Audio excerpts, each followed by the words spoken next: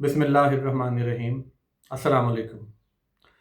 15वें पारे का आगाज़ सूरह बनी इसराइल से होता है। इसमें मिराज शरीफ के तमाम वाक़यात को अल्लाह ताला ने बताया है। अल्लाह ताला फरमाते हैं, बेशक बाबरकत है वो ज़ात जो एक रात में अपने बंदे को मस्जिद हराम से मस्जिद अक्सर तक ले गई। और इसमें अक्लमंदों के लिए अल्लाह ताला बताते हैं कि बहुत सी निशानियाँ हैं। याद रहे कि मस्जिद हराम से मस्जिद अक्सा तक का सफ़र अगर आज के ज़माने में जहाज़ से भी किया जाए तो अच्छा खासा सफ़र बनता है। और उसके बाद अल्लाह ताला अपने नबी पाक सल्लल्लाहु अलैहि वसल्लम को बैत अपने जो हैं आसमानों की भी सैर करवाई। जैसा कि बताया गया है, नबी पाक सल्लल्लाहु अलैहि वसल्लम आधी रात को अल्लाह के हुक्म से मस्जिद हराम में जब वो आराम फरमा रहे थे तो वहाँ से उनको मस्जिद अक्सा लेके जाया गया, जो कि मुसलमानों का किबला अव्वल था। वहाँ तमाम अनबिया जो थे वो जमात के लिए लाइनें बनाए खड़े थे और आप सल्लल्लाहु अलैहि वसल्लम ने उनकी इमामत फरमाई। इससे पता चलता है कि नबी पाक सल्लल्लाहु अलैहि वसल्लम तमाम अनबिया के सरदार हैं और ख़ातमुन नबिय्यीन हैं। इसके बाद अल्लाह ताला ने उनको आसमानों की सैर करवाई। हर आसमान पर उनकी मुख्तलिफ़ लोगों से मुलाकात हुई। हज़रत ईसा से, इब्राहीम से, मूसा से, हज़रत इदरीस से और भी बहुत से अनबिया से आप सल्लल्लाहु अलैहि वसल्लम की मुलाकात हुई और उनसे मुख्तलिफ़ बातें आपकी शेयर हुई। इसके बाद आप सल्लल्लाहु अलैहि वसल्लम को सिदरतुल मुंतहा तक ले जाया गया, जहाँ आपको नमाज़ों का तोहफ़ा दिया गया।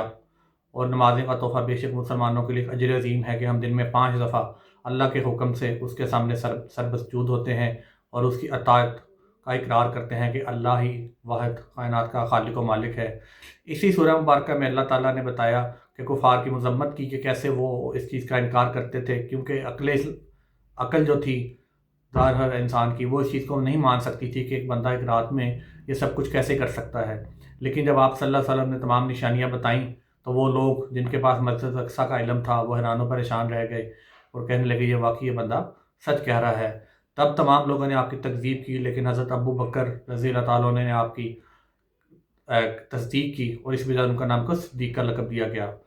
अल्लाह ताला ने बताया कि कुरान की तिलावत करें, वालिदैन की नाफरमानी ना करें, वालिदैन के हकूक़ अदा करें, उनके आगे उफ़ तक ना करें और अल्लाह ताला की अताअत बजा लाएँ।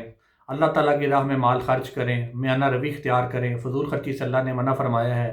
फ़ुज़ूल खर्च बेशक शैतान का भाई है और हदीस में आता है कि जिसने मियाना रवी इख्तियार की बेशक वो कभी मुफ़लिस नहीं होगा। अगली सूरह मुबारक सूरह अल कहफ़ है।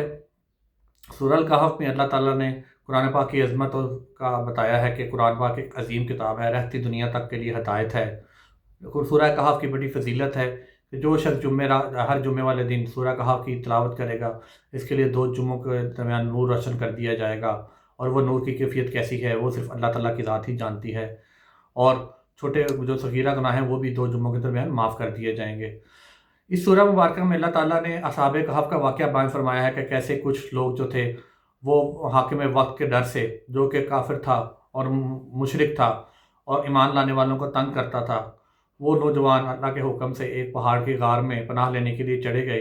वहाँ अल्लाह ताला ने उनको गहरी नींद के लिए सुला दिया, जो कि 309 साल तक है, जिसका अरसा बताया गया है, दुरानिया बताया गया है। उनका कुत्ता जो था वो गार के दरवाजे पर बैठा रहा और इसी हालत में रहा कि गुजरते लोग यही समझे कि ये यहाँ पर पहरेदारी कर रहा है।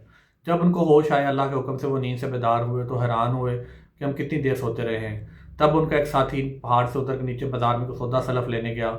वहाँ उसने कुछ खरीदारी की तो हैरान परेशान रह गया कि चीज़ें कितनी बदल चुकी हैं और लोग कितने बदले हुए हैं, माहौल कितना बदला हुआ है। तब पता चला कि वो जो मुशरिक हुक्मरान था वो तो कब का मर मिट गया, उसको इतना अरसा हो चुका है।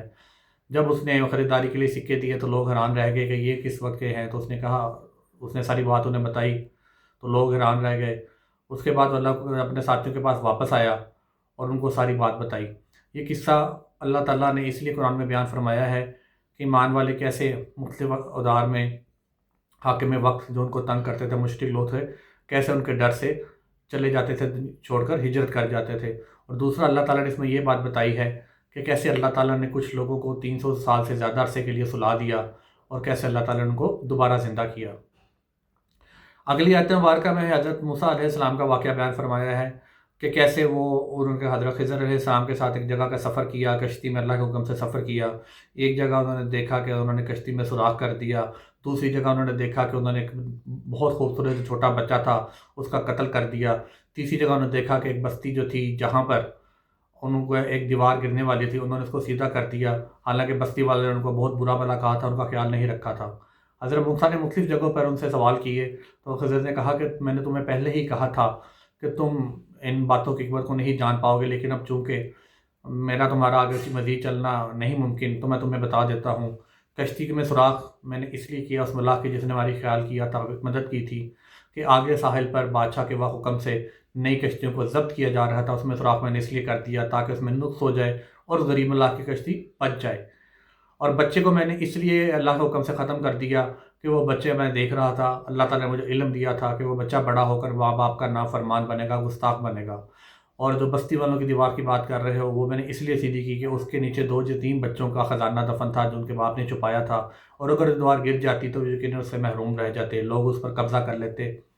اب وہ سیدھی رہے گی، اور جب وہ بچے بڑے ہوں گے تو اللہ کے حکم سے وہ خزانہ نکال لیں گے۔ اسی طرح اس سورہ مبارکہ میں یاجوج ماجوج کا قصہ بیان کیا گیا ہے کہ کیسے حضرت ذوالقرنین نے اللہ کے حکم سے یاجوج ماجوج جو ایک ظلم کرنے والی قوم تھی، ان کو اللہ کے حکم سے ایک پہاڑی کے پیچھے سیسا پلائی ہوئی دیوار کے اندر بند کر دیا۔ وہ وہاں سے نکلنے کی کوشش کرتے ہیں لیکن نکل نہیں پاتے، اور قیامت کے دن کے قریب ان کا دوبارہ ظہور ہوگا۔ وہ تمام کائنات میں ہر چیز پر چھا جائیں گے، ماں سوائے مکہ اور مدینہ کے، وہاں وہ داخل نہیں ہو سکیں گے کیونکہ وہ اللہ تعالیٰ کے پاک شہر ہیں۔ اس سورہ مبارکہ سے ہمیں یہ سب اسباق ملتے ہیں کہ اللہ تعالیٰ نے پہلی امتوں پر جس طرح کے بھی معاملات گزرے وہ ہمیں بتائے کہ کیسے حضرت موسیٰ کا واقعہ کہ اس میں کیسے انہوں نے سمجھا کہ یہ کسی کے ساتھ زیادتی ہو رہی ہے، لیکن اللہ تعالیٰ نے بتایا کہ اللہ تعالیٰ کی حکمت تمام چیزوں پر غالب ہے، اللہ تعالیٰ بہتر جانتے ہیں کہ جو آگے ہونے والا ہے۔ حضرت ذوالقرنین کے واقعے سے بھی ذکر ملتا ہے کہ کیسے انہوں نے لوگوں کو شر سے محفوظ کیا، اور جو تھا اصحاب کہف کا واقعہ، اس سے پتہ چلتا ہے کہ اللہ تعالیٰ ہر چیز پر قادر ہے۔ اللہ تعالیٰ ہم سب کو قرآن پاک کو پڑھنے، سمجھنے اور عمل کرنے کی توفیق عطا فرمائے، آمین۔ السلام علیکم۔